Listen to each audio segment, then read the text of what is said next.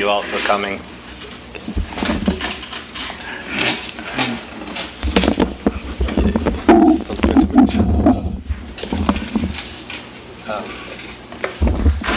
Greetings. Greetings. It's great to be here. It's a bit of a mystery as to why I'm here, because I hope I won't mess things up for Ramesh. He's a very kind man. He was very kind to invite me as interlocutor. As Kelly mentioned, we actually did meet via that Zapatista spaceship. So I guess it was meant to be that we should meet. And it is true, we do enjoy talking a lot. We spend a lot of time speaking. So, but I know how much he's been working towards this book, and it's amazing that it's out, Ramesh. And the timing, I think, could not be more interesting now that we have a Twitter presidency. So the world outside of the internet seems to have been molded quite massively by these technologies, and it's so remarkable that Ramesh has been investigating this globally.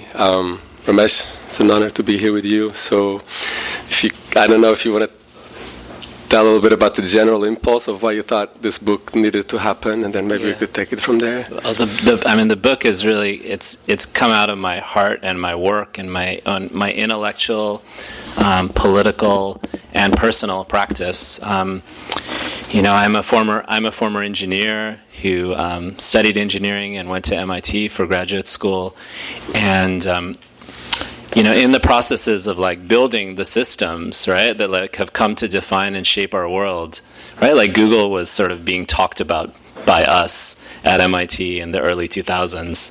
We were building platforms that were sort of like Google.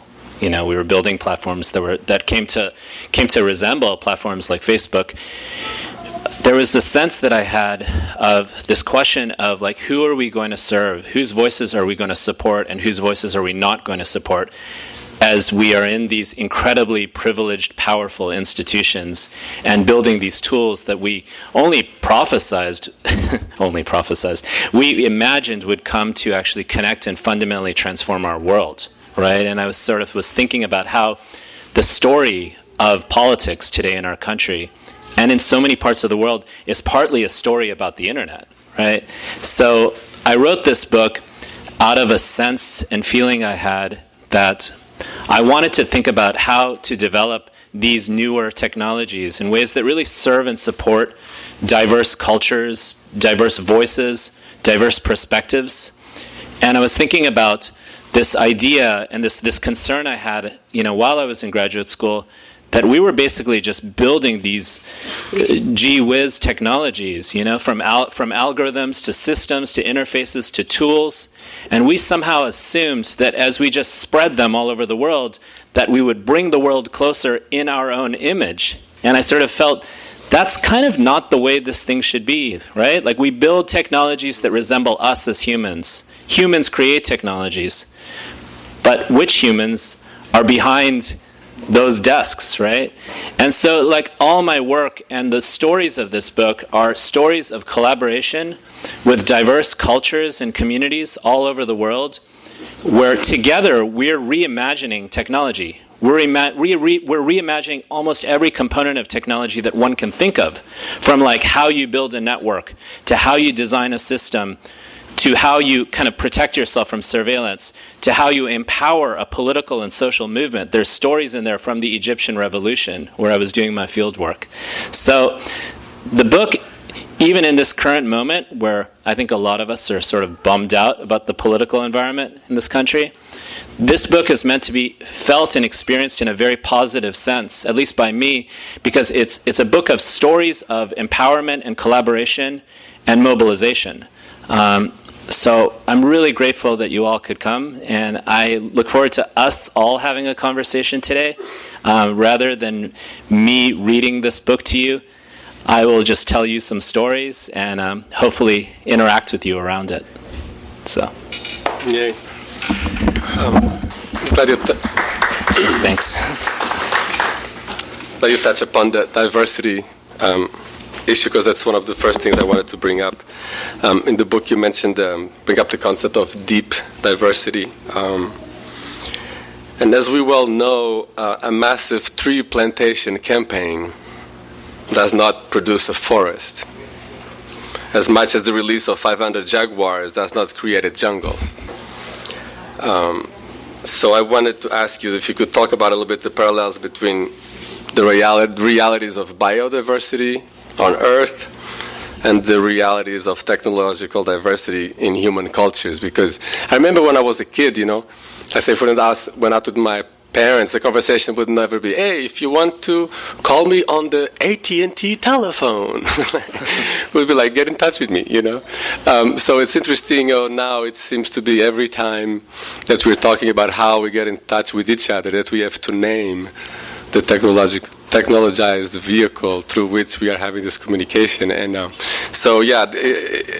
are humans using fewer and fewer ways to communicate with each other in platforms? Is that a good thing, bad thing? It's kind of like...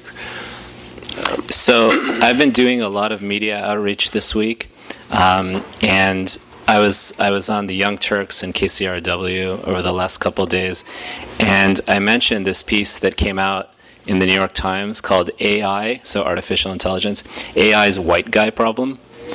And that's sort of a catchy title for a phenomena that I kind of mentioned earlier, which is when we create and design systems, we often create and design technologies based on who we are, right?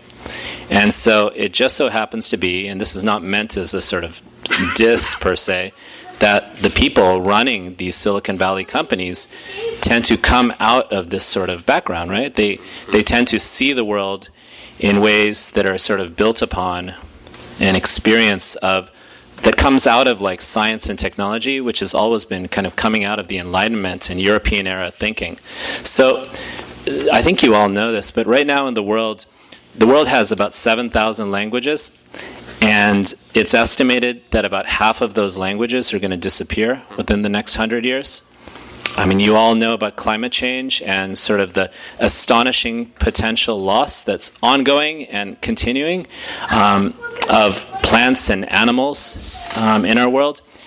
And so the question is that I write about in this book is, why is that occurring, right? Like, why is all of this vanishing, and why does it matter that these forms of diversity are vanishing? And it's not because like someone black or someone brown or someone of this or that culture is disappearing. It's not in and of itself. It's because in diversity lies our strength. And what do I mean by that? I don't mean simple identity politics that I describe in this book. I actually talk about very different ways of seeing the world, like very different ways of experiencing and talking about something. So this is a word I use in the book that I call ontology. Basically, what happens when we come into conversation with people who are different than us, who might see something in a very different way, and how can we work together across our differences rather than flatten our differences? So what does this all have to do with technology? It has a lot to do with technology, right?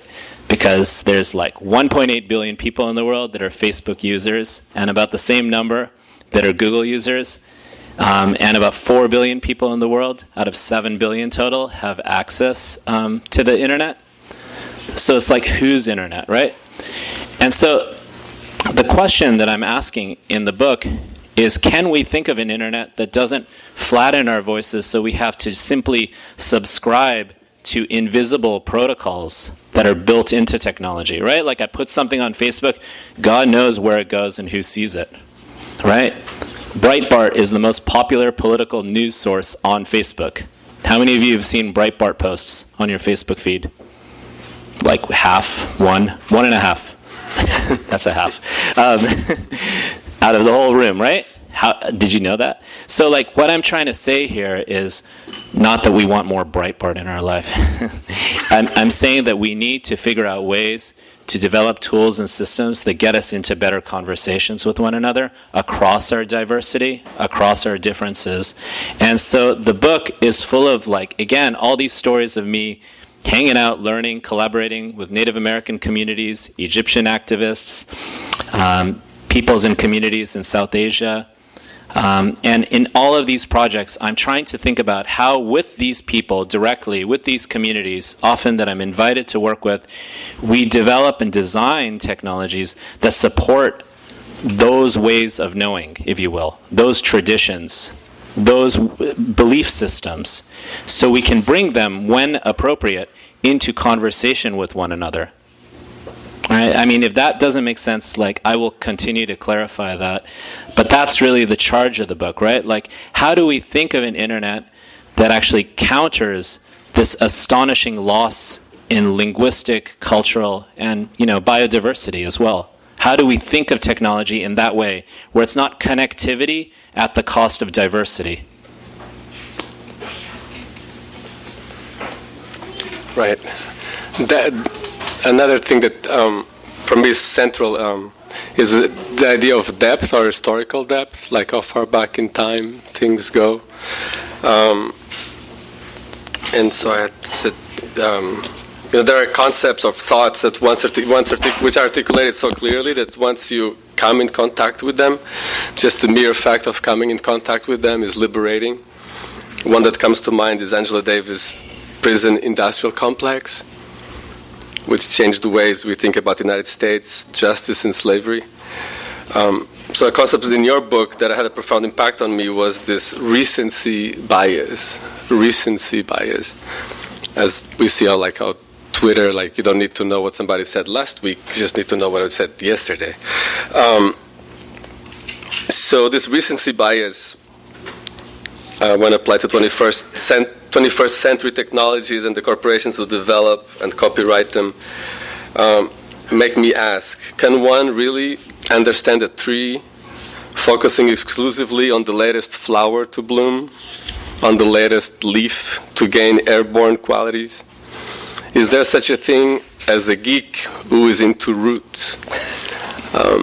So how, that's my question, how it seems like we're coming ever closer to the surface, to the extent that the shiny screen is now a surface that is meant to be possible to encompass the entire complexity and depth of human experience. So I would like for you, if you could address this recency bias and how we can break from being stuck in the present moment and actually, going. Do any of you want to guess how many years old Google is? Just about 15. And they say 18, but let's say 15. Facebook's about 15 as well, right? Yet these tools and companies and the platforms and services that they provide have come to dominate our world to such an extent. I was mentioning 1.8 billion people, right, that are more or less users. They tend to be the wealthier people in the world, right? They've come to define our experiences of what is, right? You only know what is based on what's visible to you, right? So this term recency bias that I describe, it's a term that basically means we often privilege and pay attention more to the stuff that's newer, right? Especially with new technology, right? The technologies that come into our life have such a seductive appeal to them, partly because they're new, that we sometimes forget what might be at the root of that tree, right? Mm-hmm. And the root of the tree, for me, is not technology. The root of the tree, for me, is about culture and diversity and voice. And so that is fundamentally the argument of the book. It's clearly culture and technology have a relationship with one another, right? We build and shape technologies, and technologies also shape and impact us. But insofar as it's possible, it's incredibly important to me, and I try to introduce some examples of this from different parts of the world, that we think about technologies not as fixed or universal or dominant. For God's sakes, these platforms are only 15 years old, and they've changed a lot, right? They're changing all the time. So there's clearly some adaptivity, if you will, going on in these opaque places. They're in Silicon Valley, but you know what I mean. These places where these technologies are being designed and developed. And instead, I'm saying, instead of just simply accepting and taking these platforms for granted as they stand, we need to think about these platforms as adaptive and shaping themselves in relation to our own communities, our own user communities, our own cultures, right? And so on every level, from the political information you get to how a culture is or is not articulated through a technology, there is a possibility, and a lot of the book kind of concerns me thinking as a designer, right? Like I'm trained as a designer in my graduate work to build these platforms and technologies with different communities, right? Like, so everything from like how you design a database, how you design an interface, how you design an algorithm, how you design like who has access to what information in what contexts, all of that is open for us to take control over. And it's high time, and it's sad that at this political moment, like this argument is really resonating and circulating, but it's time, you know? So the Angela Davis point is, I was really fortunate to see Angela Davis in person with Shama, my partner, in Chile, and she was talking about this term that she said, the tyranny of the universal. Mm-hmm. And so, like, what does that mean? Well, on some level, like, universal sounds good, right? Like, you know, it's good to be connected, it's good to feel part of a larger entity, part of a larger system. But generally speaking, that which is universal tends to be defined by those who have power, right? I think most of this crowd's going to agree with me, but when we say all lives matter versus Black Lives Matter, you're actually reinforcing a system where Black lives haven't necessarily mattered quite as much as all lives, right? The other lives. So that's what she was referring to when she said those words to us. And I was thinking so deeply about that, and I was thinking about this myth of universality around the internet.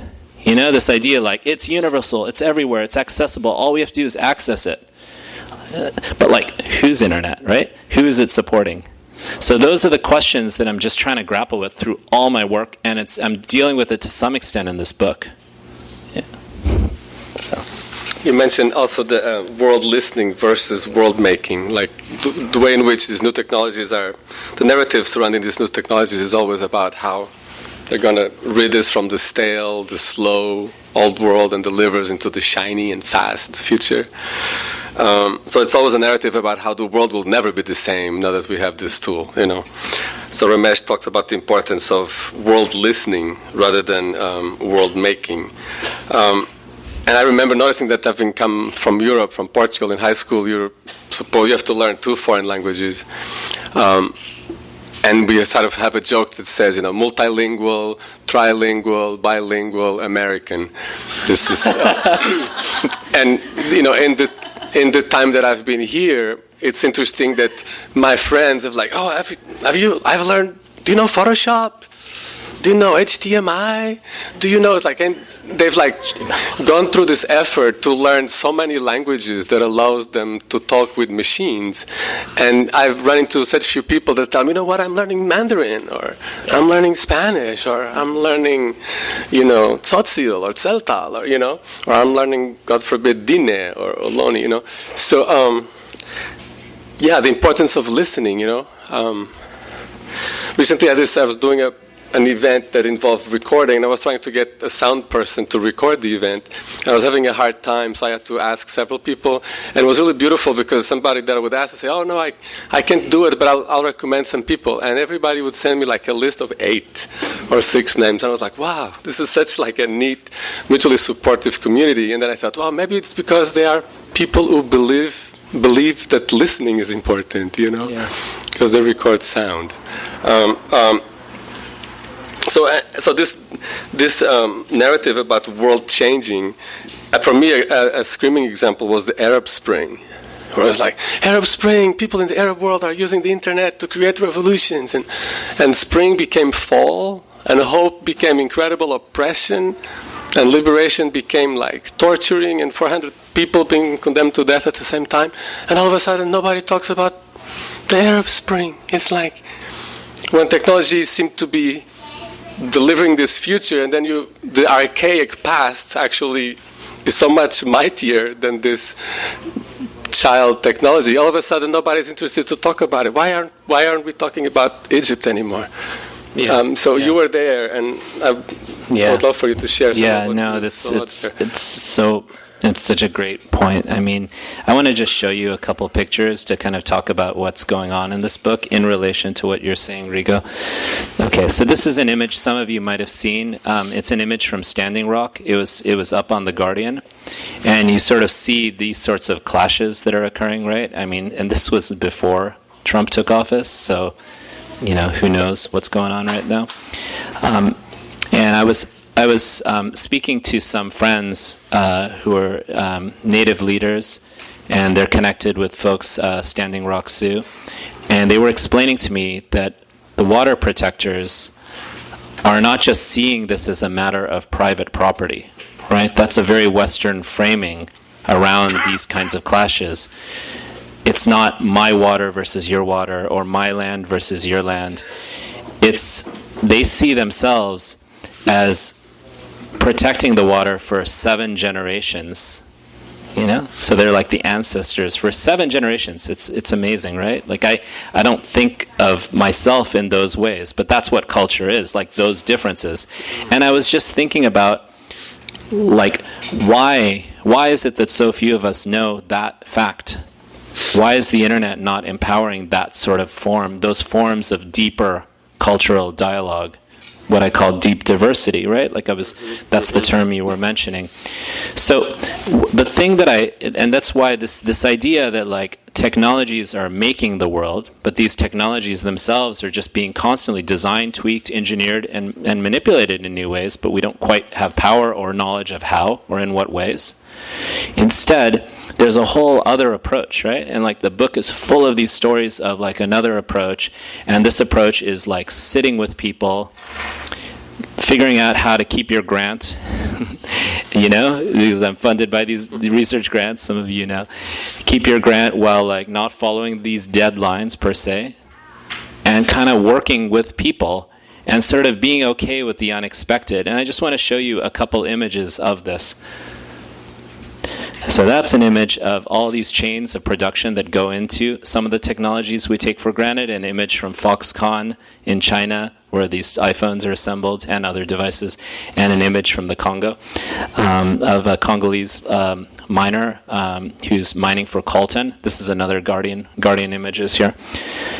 And these are images from Tahrir Square, which I'll speak about later, but I just want to show this. Okay, this is a lot. Chapters 3 and 4 in the book describe times I spent, matter of years, off and on with Native American communities, and the process of listening, or one might just say observing and sitting and kind of letting what is revealed to you be revealed, like when it's revealed to you, and just sort of being at peace with that, is like a big part of the book that I describe. It's like a big part of like what I was trying to learn myself. I don't think I had these skills before doing this kind of work. I have them much more so now, and I have a long way to go. But what's going on here, this is a group of Zuni elders who invited me into a room, and they said, we're going to examine a map in a museum. I'm like, that's a map? That's an indigenous map. But if you notice, they're all looking at it at the same time, because they have to collectively look at this map to make meaning out of it. Like, that's a concept that like totally escaped my world when I was like designing technology in graduate school. I thought it's like one person per computer, right? It's totally different model, totally different cultural model, cultural way of experiencing knowledge and information. I'm going to give you another example. Did you know that this is how my friends at Zuni use the system we designed together? Do you see how many people there are in the room? So there is a number of people in the room, and they all have to be in the room looking at the same screen, some at the same time, and some have to actually leave the room at various points. So they're looking at images of cultural objects, and they're talking about those images. And I describe this, we developed some digital culture systems, digital cultural heritage systems. But when they look at these images, they have to sit with each other. They have to collectively experience these images because they have to have conversations about these images for these images, and therefore the knowledge that these images convey to actually be meaningful. So people at various times here will put their fingers in their ears, because they're not supposed to know certain things. People will leave the room and other people will come in the room. So there's like all of these cultural and social, and the term we use is practices, but there are all these forms of activity and performance and ritual that are part of the process of knowing, right? The process of being, that's culture in so many ways. And in their best moments, this is really like what I'm arguing in the book, in their best moments, technologies facilitate these types of activities. It's not just all of us, like, I have this image in the in the beginning of the book of Mark Zuckerberg, right, from Facebook, addressing a group of developers at a virtual reality conference, and everybody has an Oculus Rift on, and he's like the only one without an Oculus Rift on. You all saw this image, right? And I was like, this is the society of the spectacle here. But basically, that's one way of collectively experiencing technology, right? Where you're all atomized with your devices. And here's another way. And so, like, the only thing I'm trying to get at here is that's kind of what I mean by, like, world listening. And that's just like a process. It's a constant process, right? It's an ethnographic process in my case. A process of, like, being taught the unexpected. The book is full of stories that are, like, hilarious at times. Of me being put in my place by these communities, and I can't tell you how much that has influenced me and like has completely changed who I am and what I do. The process of learning and world listening. Yeah. It's amazing that you mentioned elders. I think it's impossible to talk about indigenous world without talking about elders, right? And whenever you buy into this narrative that these new technology companies say that the world used to be whatever, slow, and now it's fast and better. So why care about the past if the past is just like an impoverished version of what the present is, and definitely even more so the future. So why listen to old people? They were using phones when it was plugged into the wall. Man, shit, who cares what they think? And whereas if you are in an indigenous context, you know that that's who you care about what they think the most is the old folks who have been around. And I think the first time that I noticed, at least, that indigenous world sort of becoming present via or appearing in the radar of these technologies was when Native people did the water challenge. When it was like you would get in the water and do a little video and then send it to your cousin or your auntie and your uncle, and all of a sudden it was like, oh, did you hear about the water challenge? And friends that I knew, Native folks from Northern California that I've known for 2 or 3 decades, they'd never mentioned the internet before, but now here's Brian Tripp going into the river, Yeah. And it was beautiful that this technology was used as a way to invite each other and demonstrate that this biological body that we have, we can take it into the water, And now here we have the water protectors, so it's continuity is not a failure, right? Yeah. And I believe that these new technologies are always wanting to disrupt this continuity and having us on the edge of our seat, thinking only about tomorrow. Can I mention something about that? Yeah. I published a piece on quartz this week, which is like an Atlantic, sister piece, and I describe like what happens when you search for information online. Like, you all know this, right? Like, it just relates in some way about knowledge, right? And how knowledge circulates on the internet and through search and social media platforms. And I was searching. I was describing, like, I was searching for. In the book, I described this. I was searching for like Zuni pottery, right? Like, and I've been working with the Zuni community for 10 years, the Native American community that the book has a whole chapter on. And the first site that came back to me was eBay. And trust me, like, dude, the Zuni are not into their pottery being bought and sold on eBay. I think you can tell. And that's not because it's like their pottery, right? Again, it's not like a private property rights issue. It's actually because the pottery has cultural and sometimes spiritual meaning, right? So those are and I really do believe that if those forms of knowledge were more part of our digital conversations, that people would interact with these objects, for example, in ways that were more respectful. It's not a radical proposal here. It's just a proposal to open up the black boxes, right? Like open up the choices that go into ordering the world in the ways that are ordered through these technologies. So I just want to show that. I'll show you the screenshot too. So, just to prove it. Social media is a word that I would like you to, because I know we've talked a lot about that and what does it mean. And again, because I know that Ramesh's research in his lifetime has been spent a lot searching for all knowledge amidst this hysteria around new technologies. But in January 1994, the world was surprised with the arrival of the Zapatista, right? Zapatistas in southeastern Mexico. I was in Portugal at the time, was front page news.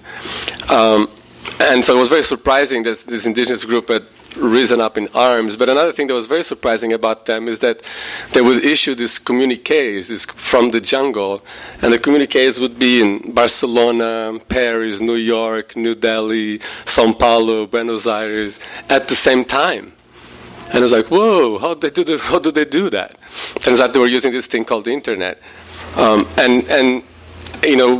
One sort of assault on someone would happen in Chiapas, and people would know it all over the world at the same time. So this was early 1994. Just for a comparison, Yahoo, which is like a dinosaur by Silicon Valley standards, was founded in March 1995. Mm-hmm. Right? Different people have different ideas of what the social is. Somebody's idea of the social might be, I'm going to ride from Alaska to Argentina on my bicycle. Somebody else's idea of the social might be, I'm going to develop an app on how to meet at the nearest French restaurant. I don't know. My question, I guess, is if you could address a little bit how somehow the word social got insinuated into something that was clearly, maybe if anything, was asocial. Yeah. So one of the parts of the book in chapter 5, I describe some stories of actually visiting some of the caracoles, which is like the district offices where the Zapatista communities are based. This is in Chiapas in southern Mexico, and it's totally interesting. And every political and social movement has layers to it, right? And different technologies and different tools support different layers of what a movement is. So do you guys think that at that time in 1994 the Zapatistas were themselves online in the jungles of Chiapas? No way, no. But they were figuring out ways through allies and through their urban connections to publicize and globalize and spread information about their movement doing through Usenet fora. Remember Usenet? It's that was what was being done. alt.hippie, alt.peace, alt.environment. That's what it used to be organized around, the alt dot. We all, so I remember this. It's and these are community fora, right? Where they were taking it's a very local struggle, right? Like a place-based struggle about their land and their history and their relationship with the Mexican government, and they globalized it so much so that Marcos, one of the head spokespeople, Subcomandante Marcos, it was actually seen as a soap opera icon in Mexico within 6 months of them doing this, right? So he became an icon, a heartthrob in Mexican kind of bourgeoisie spaces soon after that. So I just think that's really interesting, because how are the Zapatistas themselves, how are they communicating? It's CB radio, right? And it's that's a network technology too, right?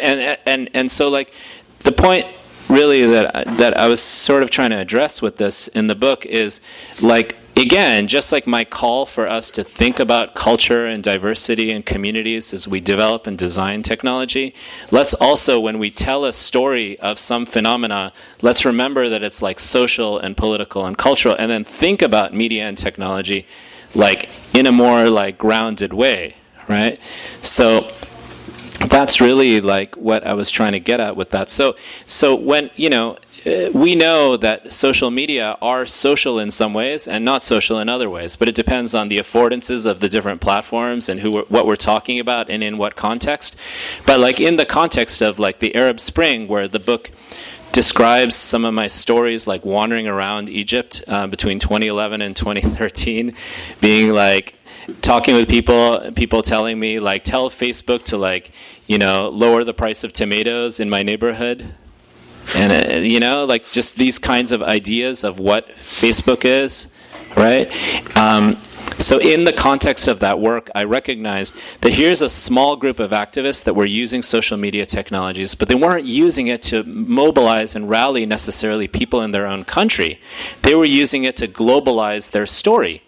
Right? It's like very similar in many ways to the Zapatista story. So they were using it as a social mode of information dissemination, right? Like they were using it to kind of hijack media and shape media and journalists who could then tell stories about their movement that were both global as well as on their local TV channels. So like that's one layer, but then they were building and organizing locally in lots of other ways, like posters on the walls, mosques, neighborhood councils, familial networks, labor movement networks. So like that's the amazing part, right? Isn't that a way more interesting story than saying like, a bunch of people were on Facebook and then a revolution happened? It's like so much more interesting, and like it blew me away. Like I promised I would show this image. This is Khaled Abdullah right here, and he's one of my like informants, so to speak. Like I've written quite a bit about him in some of my recent pieces, and he's the actor from The Kite Runner, and he's also in that film The Square. And what's he doing here? He's not like behind his computer. Do you see this? It's collective, just like the Native American example. So like he's taking content that he's seeing on YouTube and digital platforms and screening it like on walls all over the country. Not just him, but it became like a decentralized practice where people all over the country just started to DIY, like shoot video and project it.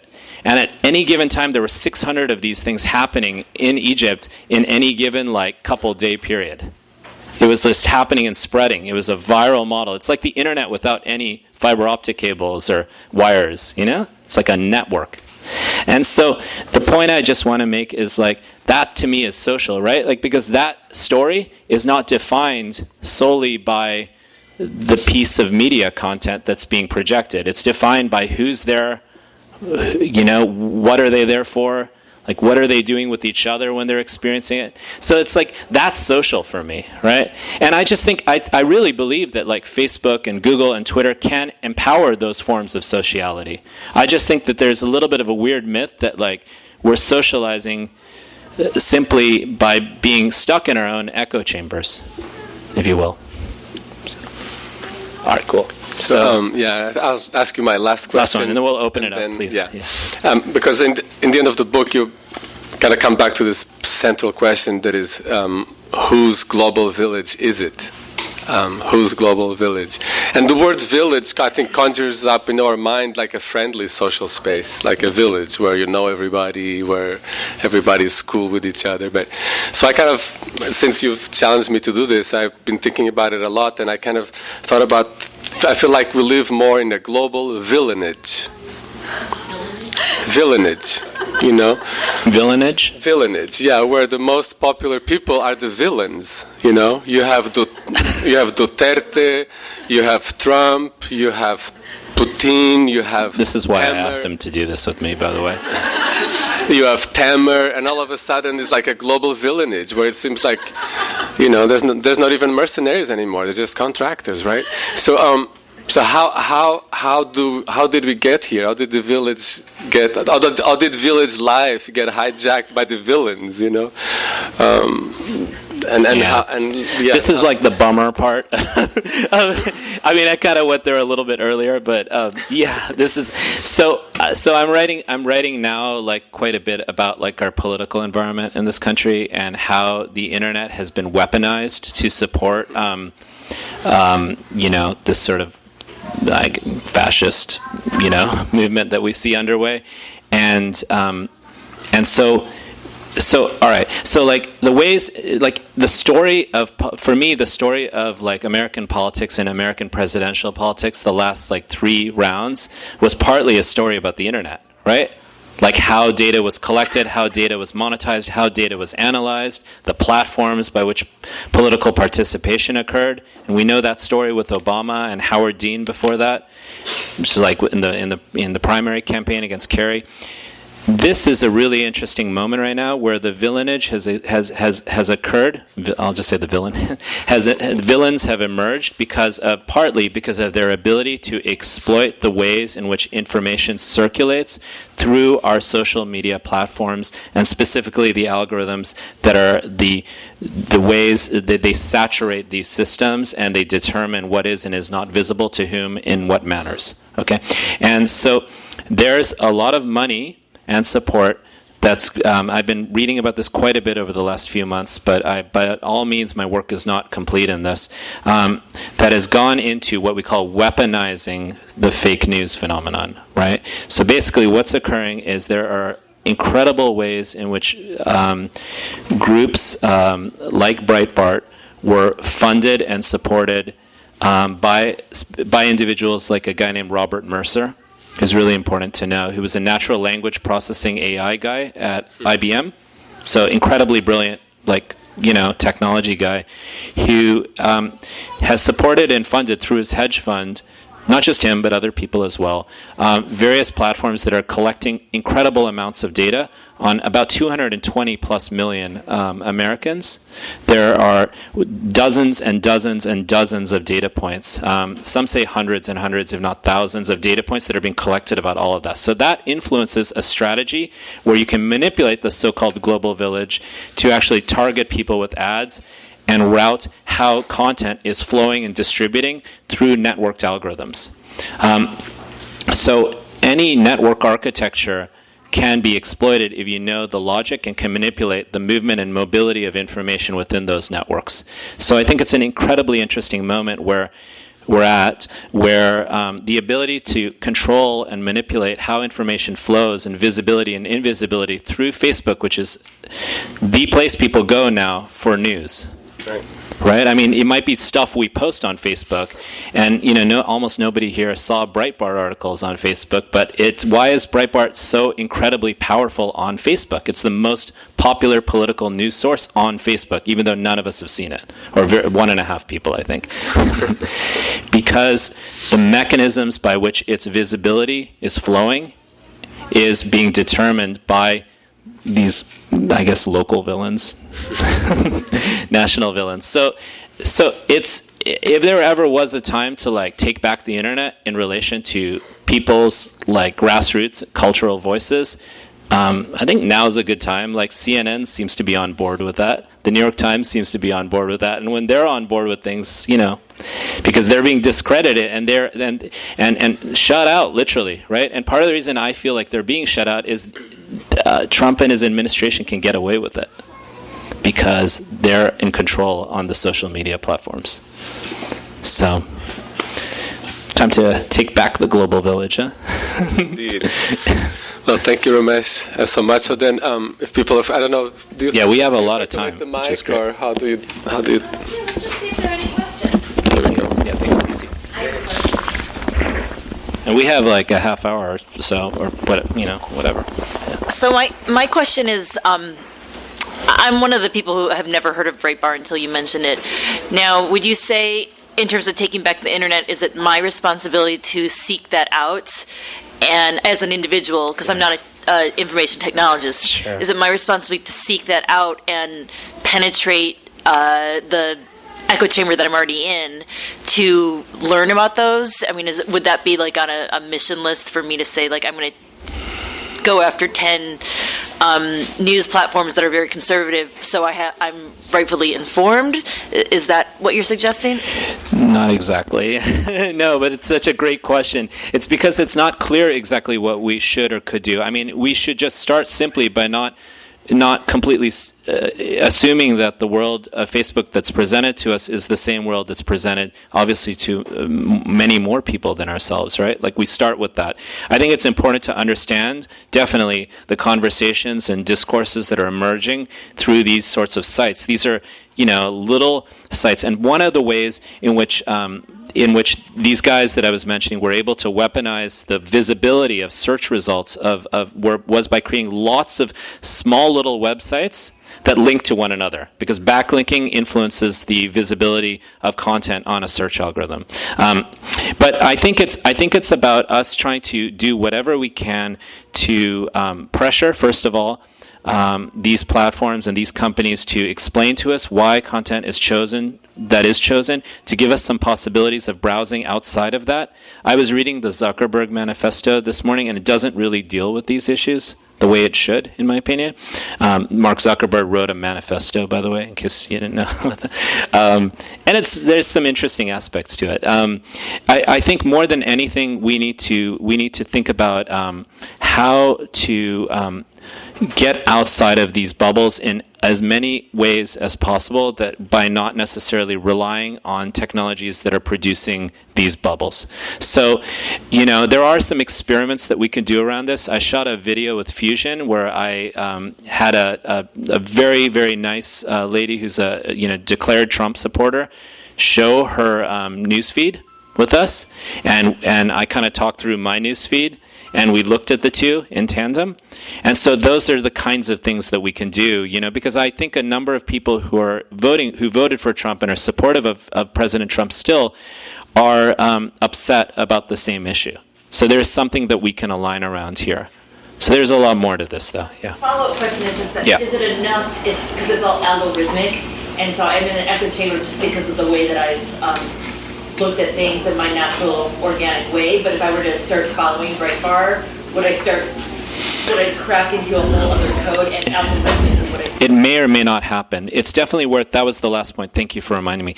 We should experiment with our own sort of digital presence, and that could be also figuring out times when we're going to be careful about what we put online, but also figuring out what we choose to like and in what ways. I think we should constantly be playing with these algorithms, right? It's sad that that's like kind of the only place we're at with power, like as mice in a laboratory.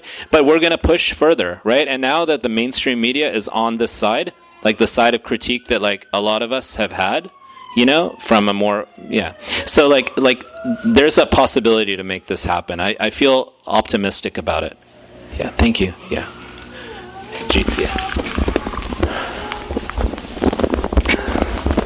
No, I don't need the microphone. It's okay. Yeah. I'll talk loud. I want to ask you, to what degree is the Western hegemony over the internet I've seen it, right? To what degree is it just a new application of existing power structure that existed before the internet was around? And I kind of want to back that up with an observation that I recently had with my daughter, who wanted to watch a documentary about Mughal architecture culminating in the construction of Taj Mahal. So on YouTube, I found her one. There's a bunch of them, right? And she watched it. I watched it with her, and practically everyone who was interviewed in the documentary were white people. Usually either European, North American, often French. Not a single person from India or from Iran, so on and so forth. Dude. Yeah. So, but that struck me as very familiar because that's how it was when I was a kid growing up, watching the same kinds of documentaries. Yeah. And then I thought about news programs or travel programs like the Globe Trekker that features countries in Asia or Africa, and they interviewed people like Western expatriates living there or backpackers having their adventures into those countries. And those folks over there, Lonely Planet, I can bet you most of the ones on African countries or Asian countries are written by mostly Western, usually white people. So, to what extent is the problem that you're diagnosing a legacy of colonialism versus something that's more unique? Yeah.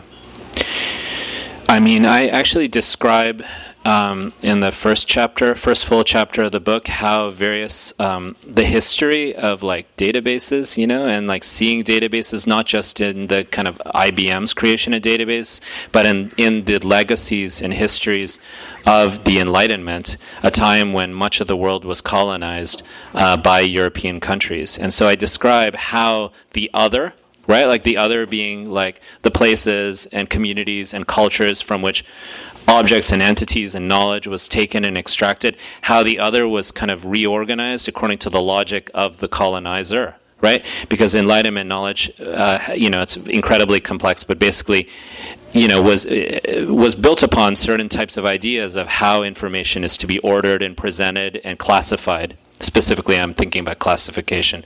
So, like on every level, yes, on every level. I can't disagree. However, there is something incredibly powerful also, and like we all know that, about digital technology, about network technology, about its ability to rapidly activate and mobilize large numbers of people to spread information so largely. The Zapatista example he mentioned, like the way things blew up but then somehow got forgotten with the Arab Spring, right? Like there are these moments, right? Like with Black Lives Matter right now, like it's very huge on social media. So there are these capacities for groups and cultures and communities to take hold of these network technologies, because the network technologies themselves are not necessarily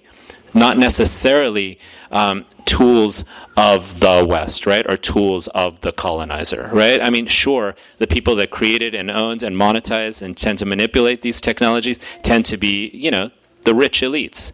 But there are different actors, so it's complex in that phenomena. But what we do know is that there's a really interesting mirroring of existing inequalities in the world that occur when you look at the digital world, right? There's a reason why, like, rent is so expensive in San Francisco right now, right?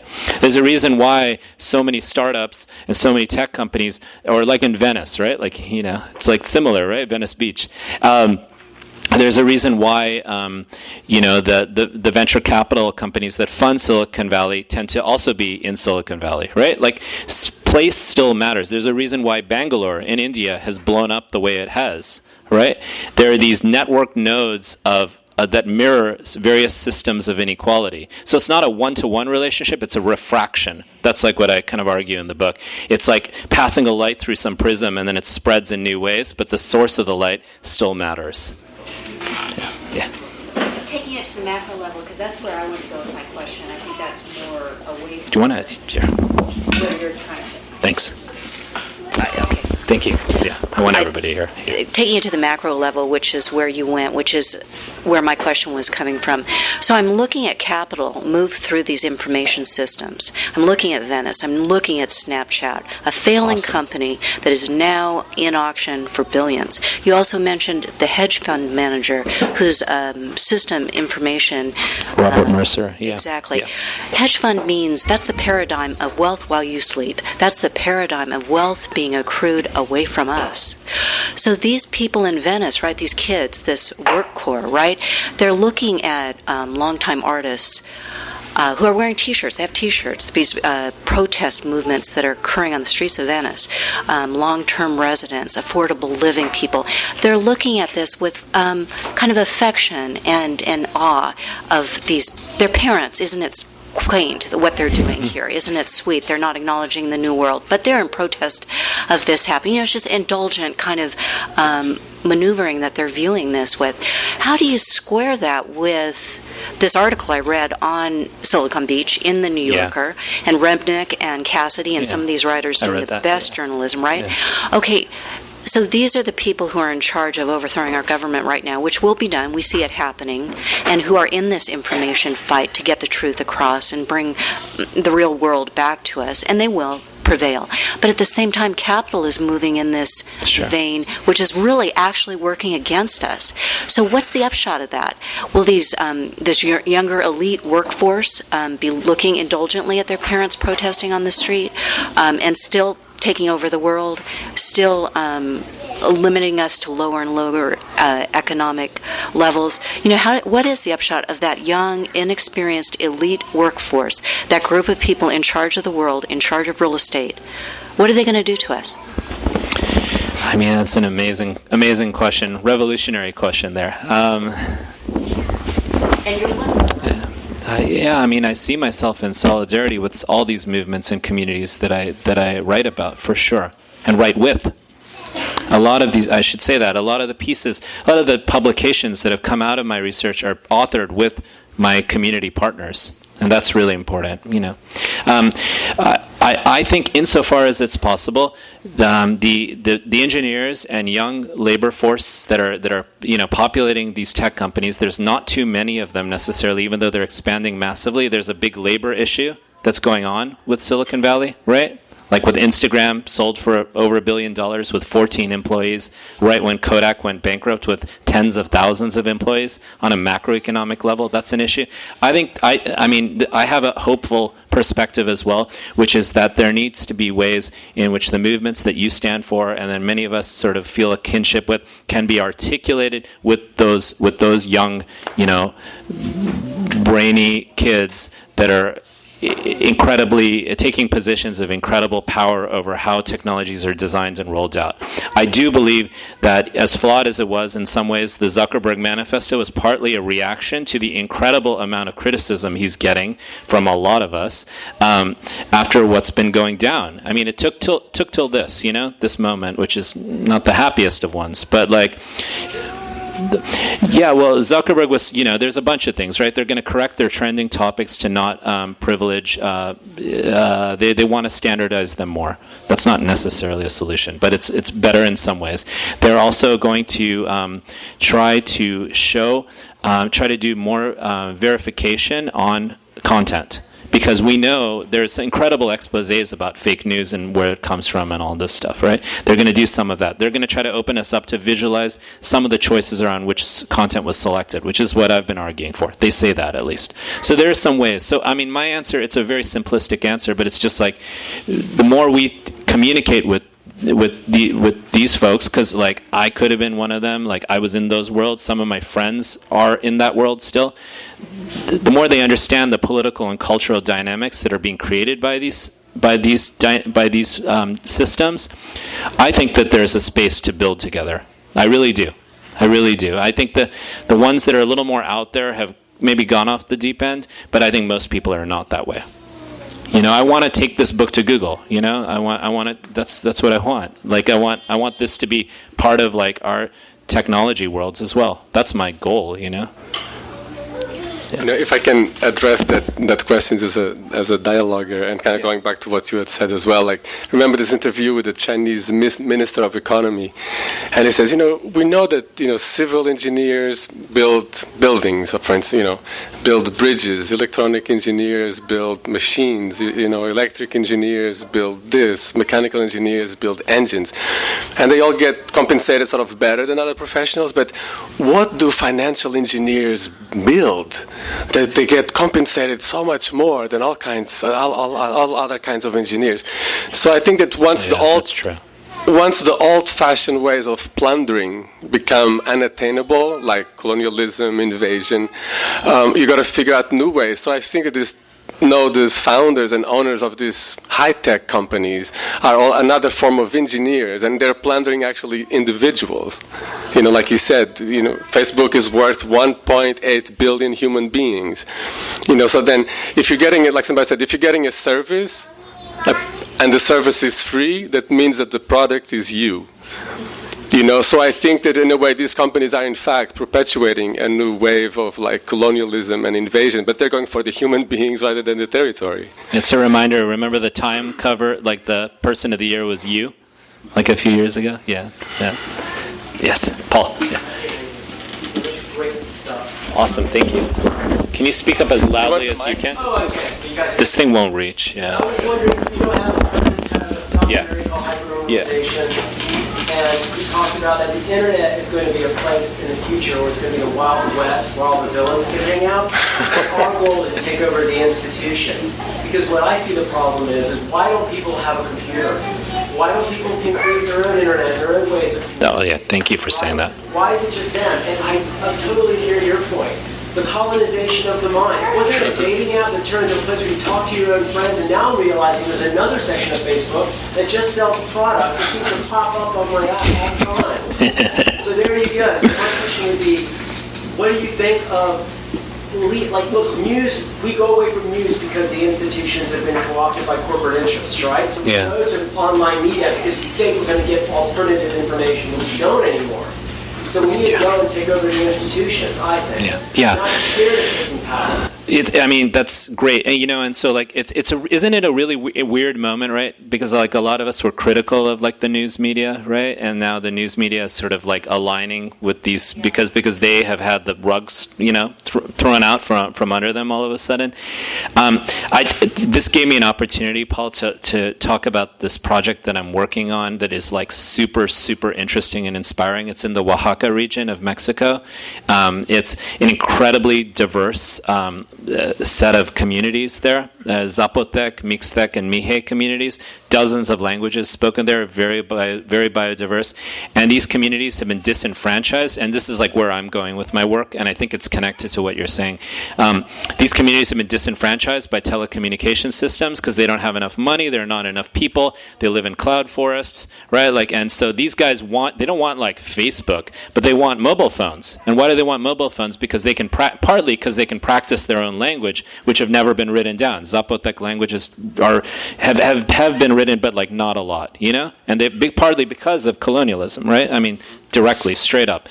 So instead, and so the telecom companies, Telcel and Telmex, were like, we're not gonna, it's not gonna happen, or we're gonna charge you like N times more than what a wealthy urban person would be charged. And these are the history of telecommunications in the United States as well as had these. So they're creating their own cooperative. They're building their own networks.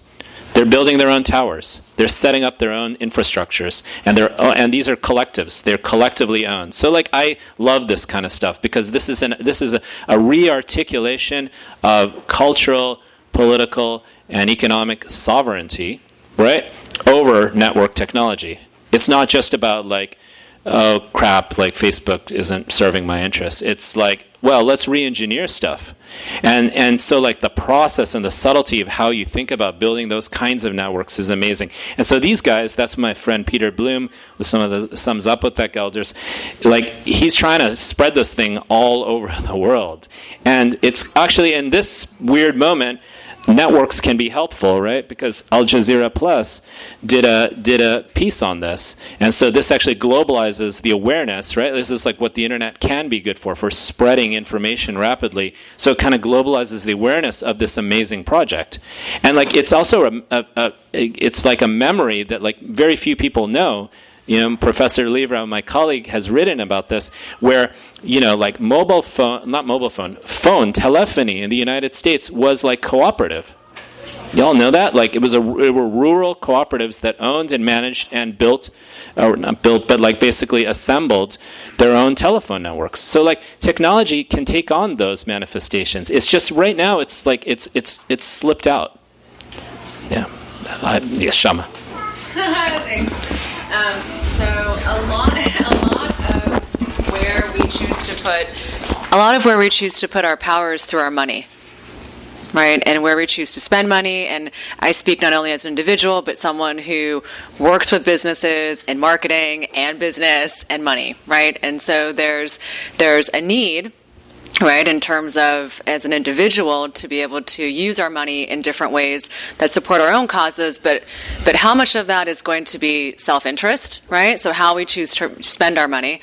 And in terms of technology, and I guess more relevant, as an individual and living our day-to-day lives and not being able to necessarily make, huge protests or be so activated, what are things that we can do?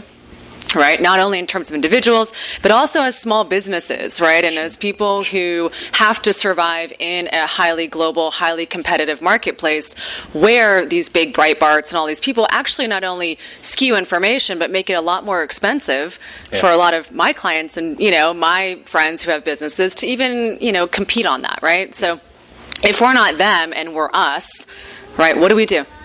Well, I mean, this is just my opportunity to mention how into Bernie Sanders I was, which is I'm going to join. But I don't know why your question gave me Bernie Sanders as an answer, and I'll tell you why. It's because that was a movement, whatever its flaws might be for some of you, that was a movement that was pretty decentralized in lots of ways, right? People were giving small amounts of money, they were coming together around certain causes, and it almost succeeded, right? And so I think about the ecosystem of businesses and organizations similarly. If they can stand for social causes, right? Right here, I hope I thanked Skylight because they're so awesome. This is such an awesome bookstore, right? Can I just say that? They've been raising money for Standing Rock, right? This is a business, right? A business that I hope is making money, but they're raising money for these causes. So I think, in this moment where so many values and causes are being attacked and assaulted, I think we should not give in to the hysteria that's being produced by that, which is amplified by Facebook, right? It's amplified by Facebook, and instead start thinking about every action that we take and how it can support some notion of ethics, and that it comes from our heart. It doesn't have to come from the dogma of Bernie Sanders or a political party or anybody else, right? It comes from our heart. And I know you do that because you're my wife. That's why I got the tough question. Okay, I just want to say, because your book basically is questioning these tools that most of us are thinking of them as how can this tool help me, right? And you're going what is actually the nature of this tool and what? That's okay, right. How might it be working against us? And as we're talking about corporations and companies, I thought of Fela Kuti, right? The great Fela Kuti, who had a song called ITT. Right, International Thief, which then became AT&T. So I was thinking, if Fela Kuti was making music today, instead of saying "follow me on Twitter" or "follow me on Facebook," I bet you'd be saying, "Chase Twitter out of my town, chase Facebook out of my village, chase Google out of here, man. Follow me." Yeah, right. So, who is making songs about the real meaning of Google, Fella had it clear. International thief, right? I have to take some others. Yeah, no, but I will talk to... Professor Libra. I'm just going to observe that several of the questions, and I think you can also speak to this. One of the things that's very interesting right now, that may be an opportunity in this very difficult moment, is suggested by several of the questions, I think, and that is looking for unusual alliances. And being sensitive to the fact that if you get out of your bubble, if you don't just kind of reinforce the same sort of things, you might be open, in fact, using the technologies to find something surprising and find that Bernie Sanders, I think, was popular in many reasons because he was smart about seeing a cross that wasn't traditional liners.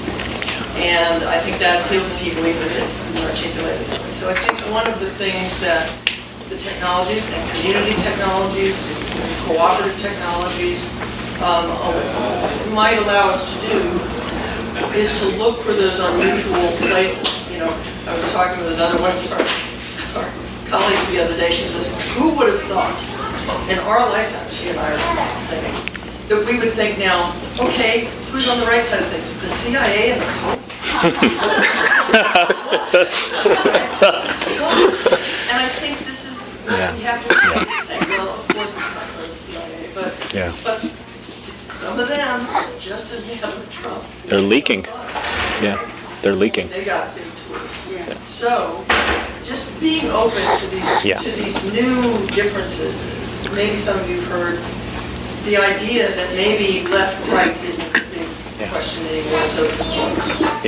And the question of what kind of openness, what sorts of connections. If we're going to take networks seriously, that's what it is. And so maybe you can elaborate a little bit on the question of alliance. Yeah, I mean, I think you just said it incredibly well. I mean, there are these moments now, right? There's a space that's opened up for a lot of for new formations, right? And I think I think it's because these systems of that have produced so much inequality have sort of run their course, right? I mean, hopefully, sort of Frankenstein's emerged out of that, right? and I think quite a bit about how various leaders today have tried to show points of agreement that people can get around. And I actually also think, Ralph Nader wrote a book about this just recently, right? About I forgot the title of it, but it was basically about how aspects of the left and right are not actually left and right. They're actually just people and communities that can agree on certain things. I think we just got to start there, and we have to build movements around those things, And I think that otherwise the thunder of sort of dissent will be stolen from us by these institutionalized mechanisms of power and co-optation. Yeah. It is a time of institutional rearrangement and to some extent breakdown. And the idea that people might start reading the New York Times again in paper is an interesting question. Yeah. But it's at those inflection points where things begin to kind of fall apart. Yeah. Right? They're glorious, they're frightens, but then opportunity. Yeah. Opportunity for new alignment. And this is exactly like what my friends in Egypt were telling me, right? Like in early 2011 when I was there, right? Like I basically was watching this go down. I, like my colleague Leah Livra, we both are really interested in relationships between technologies, media, and activism. And I was seeing this go down, and I went there, and people were like, things had gotten so bad that gave us the opportunities to do this. And what is this is not defined as just people protesting in a simplistic way. It's all these new formations, all of these new ways of building mobilization. And yeah, institutional power and hegemonic power kind of cut it off in 2013. But like this is a process, This is a process, and so I hope for that here. Yeah, Sunday. Thank you. So I'm an educator. I teach high school English, and it's really interesting, even being not too much older than the students, the way that they use technology is really fascinating to me, and even to the point where they have so much access to both myself, to a lot of information, and knowing like a little bit about everything. And then I see with them only seeing it as a way to connect, but then being so disconnected in our communal space. And so it's like, the beginning of class when like we haven't gotten started and they're on their phones and they're chatting and everything, and it's so loud, and I'm so frustrated. It's like so loud. But then when it's time to like sit down and talk about a topic that's relevant to them and important, it's completely silent, and so there's no kind of way of connecting.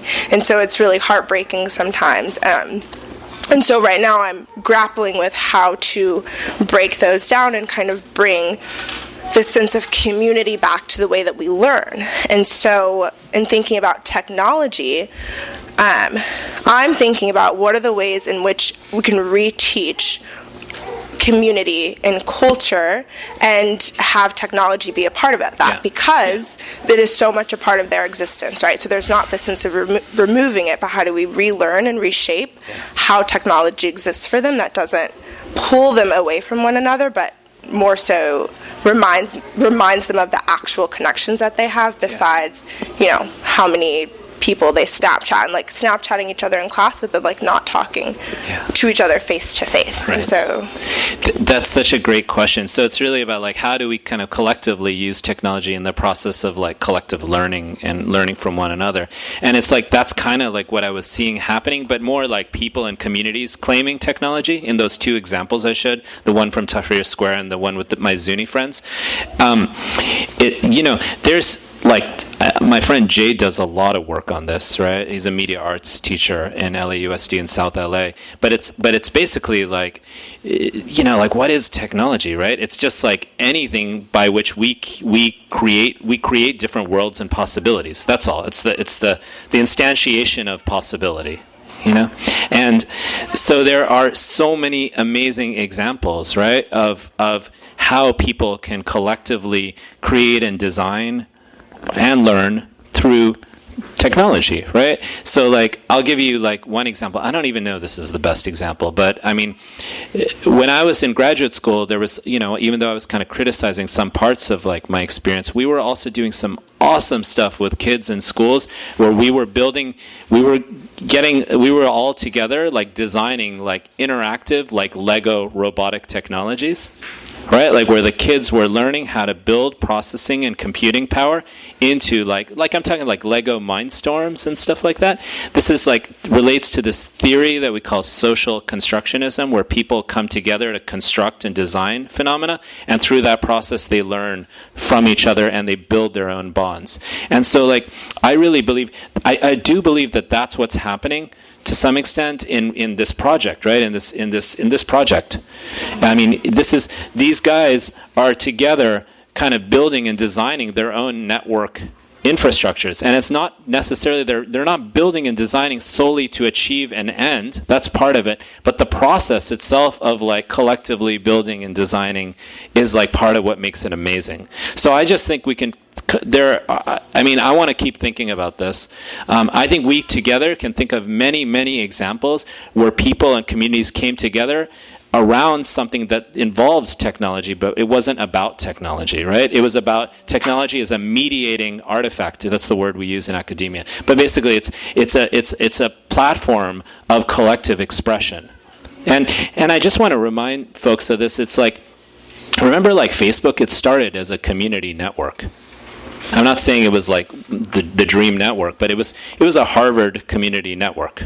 It was and like the earliest online communities were like the Well. Do you all know that one? It's like hippies in Marin County. Deadheads, John Perry Barlow and people like that, right? Like he played drums in the Grateful Dead, right? Like, or he's standing, huh? Lyricist. Oh, he's the lyricist of the Grateful Dead. So like, these tend to be elite white communities. Like, let's say that too, right? Like, so like I'm not saying that like this is the way to go or like some great examples, but I'm just trying to say that like there are always possibilities for like us to think about anything digital or not in a collective way. Yeah. Yeah. Thanks. I'll just say that. Yeah. You can take. Describing, Actually, let's give it to him this way. I want everybody to hear it. Sorry. The way you were describing, you made the work that you're doing right now about Robert Mercer and Steve Bannon, the whole sort of Breitbart kind of weaponizing of the internet, or network technologies in general, I guess. I'm curious if you think that there's a fundamental difference in how network technologies have been functioning before that. Like, are they doing anything fundamentally different than how advertising has worked? It's a great question. I mean, you were saying like when I was like reading this article about Mercer and like data analytics, and there's a group called Cambridge Analytica that is worth all of you checking out. Maybe with VPN or encryption, I think it's very similar to what marketers have always been doing. I just think the sophistication and the scale of the analysis is that much higher. I just think that there is an incredibly important moment. It's really interesting. Like if you look at like what Obama was doing with data during the 2008 election, it was about data analysis on a very like high level of granularity, but like place-based data, right? Like data, like this community, all I have to do is put these resources in and I'll get them to turn like my side versus McCain's side, right? But now this data analysis, I believe that some of the most sophisticated social media marketing firms are probably doing this kind of stuff, but this data analysis is about data across networks. It's like what people are doing online. But remember, it's not like just online, right? Like I like to say this. Edward Snowden made the point that when this is on airplane mode, and it's not on airplane mode right now, it's gathering data about you. So there's so much data that's being gathered about us. I think it's being used, of course, by technology companies. But then if there are political actors who are trying to weaponize these phenomena, then it moves into a much more, like even more sinister space, if you will. And so I think it's continuous with what's happening. I think part of the story of every political movement, at least in the Western world, where there's a technology saturation kind of phenomena, is a story of internet and internet manipulation. So I think that's it. Yeah. Thank you very much. All right. Thank you all so much. Appreciate it.